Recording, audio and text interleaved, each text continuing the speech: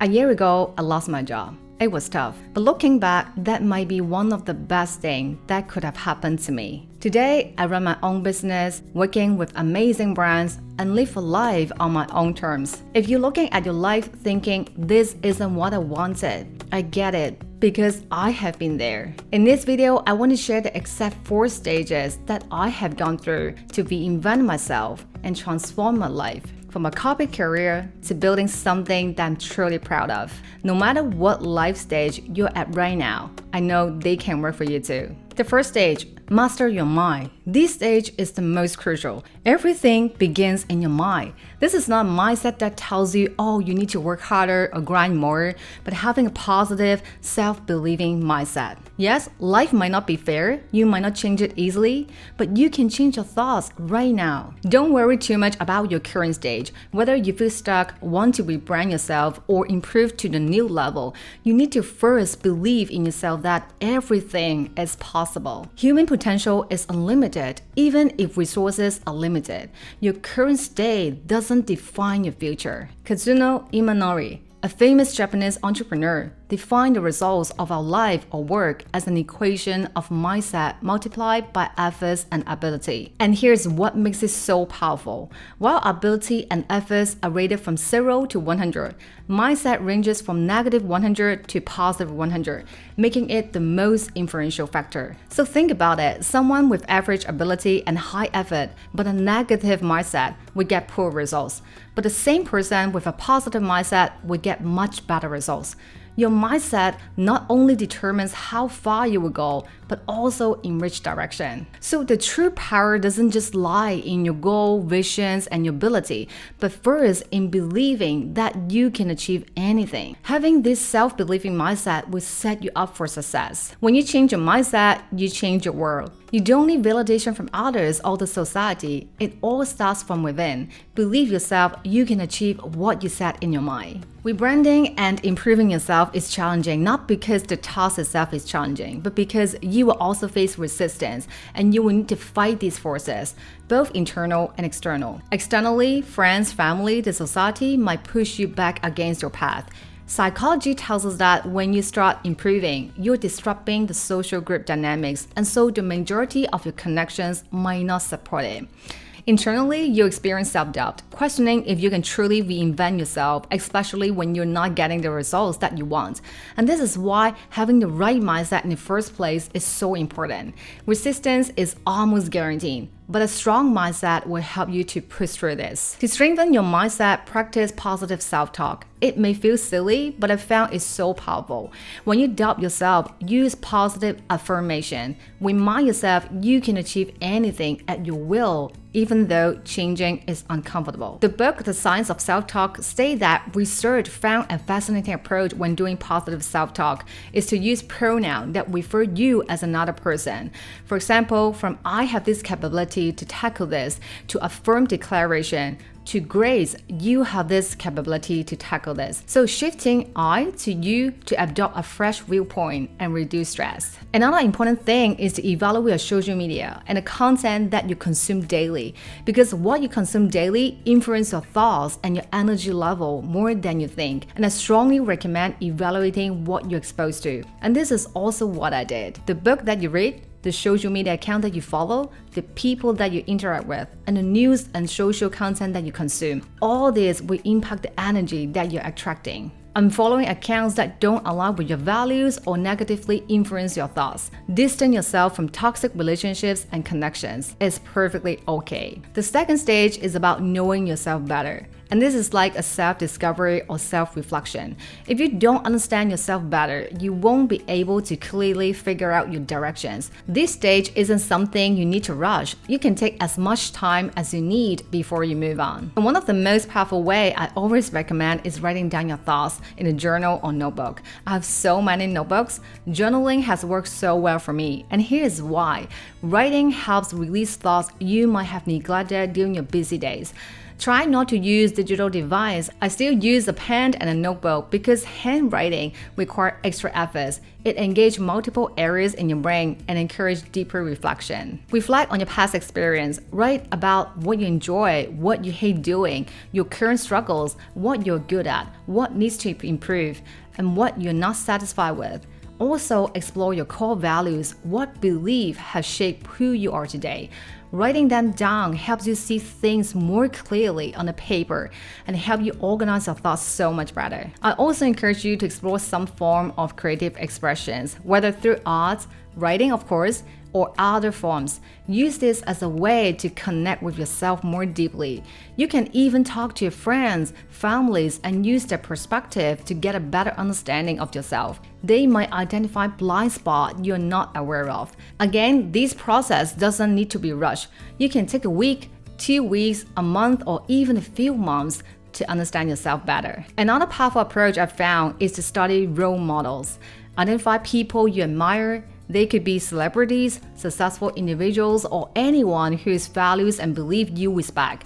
Study their backgrounds, stories, habits, and even their past struggles. For my case, Amy Porterfield is a woman entrepreneur that I truly admire, and also because of her book that triggers me to start this channel. This isn't about comparing yourself to them. Instead, understand what qualities that they possess that you might want to develop.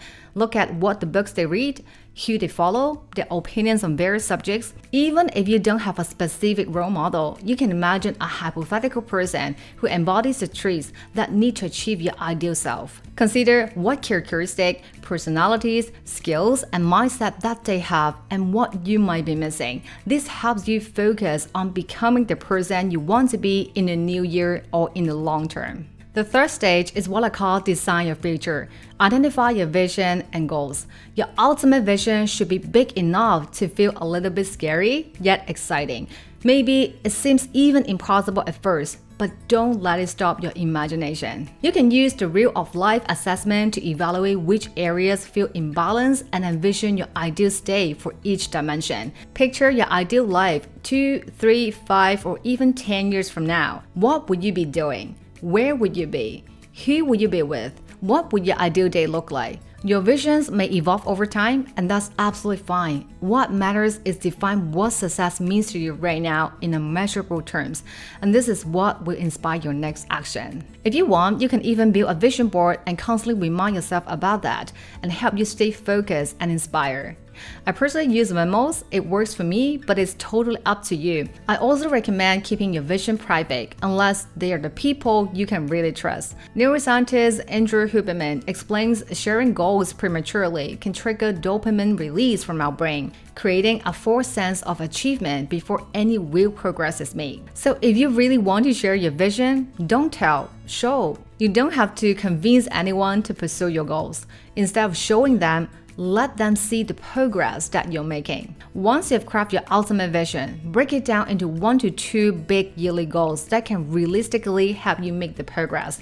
The yearly goals should be realistic and aligned with your ultimate vision. For example, if your vision is to joining an orchestra in 3 years, your first yearly goal might be mastering an instrument, but not immediately joining the orchestra yet. And from the book, The 12 Weeks Year, you can even break it down into quarterly goals and shorten the execution cycle down to 12 weeks. So every quarter, you have 1 to 2 small goals to create a sense of urgency and to make faster progress.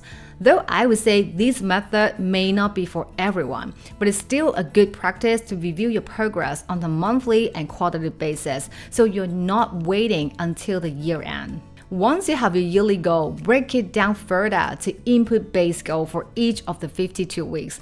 Input-based goals are much more important than the results.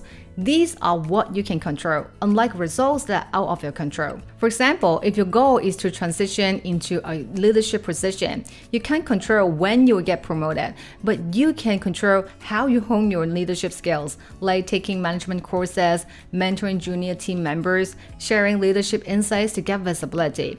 When you focus on these input-based goals, the results will take care of themselves. The next stage, build your success system. Even if you have a yearly goal and weekly input-based goal, it's not enough without a system to help you maintain the consistency. And this is also where you will use the self-reflection knowledge from stage 2 to customize your system that works best for you. Every success system starts with discipline. Think of it like a chain reaction. Discipline leads to consistency, and consistency creates habits, and eventually it's like an automatic engine. When you understand this progression, you will see why so many people fail to make lasting changes, because they rely so heavily on the willpower instead of creating a supportive system first. Discipline shouldn't be painful, because if it's too unrealistic to you, you will give up too soon. Our brains perceive major changes as stress, which makes drastic shift hard to maintain in reality. So, how to build discipline? Take small actions and make it enjoyable and seem effortless. For example, if your input goal is to exercise more, start with a 10 minutes walk per day while listening to your favorite podcast. If you want to read more, begin with just 5 pages of the book that you pick. Also, learn to reject and say no to opportunities that don't align with your visions and goal. In the book Essentialism, it emphasizes that saying no and rejecting opportunities that don't serve you is actually a form of discipline. Instead, doing less, being smarter, and more selective about what we do actually produce better results. So all you need in this stage is follow the 1% rule. Small daily improvement can compound dramatically over time. You don't need to do a lot every day. Just aim for 1% improvement and give yourself reward if you have done it. Time blocking for weekly goals you have identified in stage 3.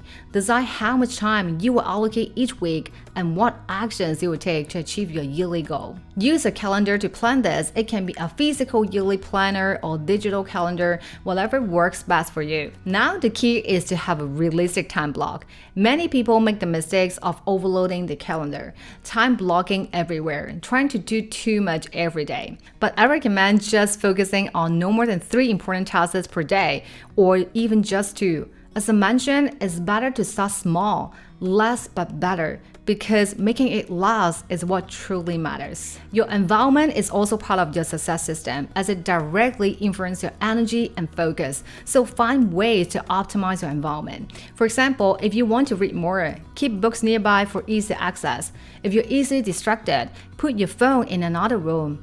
Keep your workplace tidy. Some people might even prefer working in a coffee shop instead of at home to feel less isolated and more focused. So it's all about knowing yourself better, your strengths, weakness, finding what works best for you, and making your environment support your actions, making them more realistic and achievable. As you design your weekly activities, you will start forming a routine or pattern.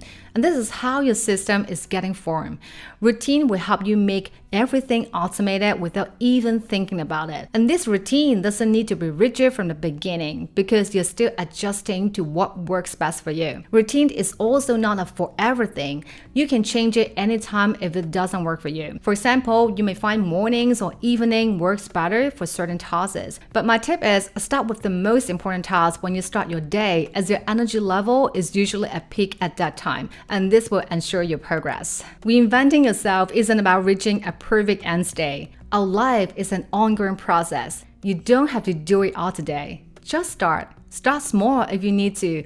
Start slow if you need to. And this is how real changes happens. It starts the moment you decide to begin. If you want more inspiration, check out my entire playlist of videos about different growth topics. Keep growing. I'll see you in the new year.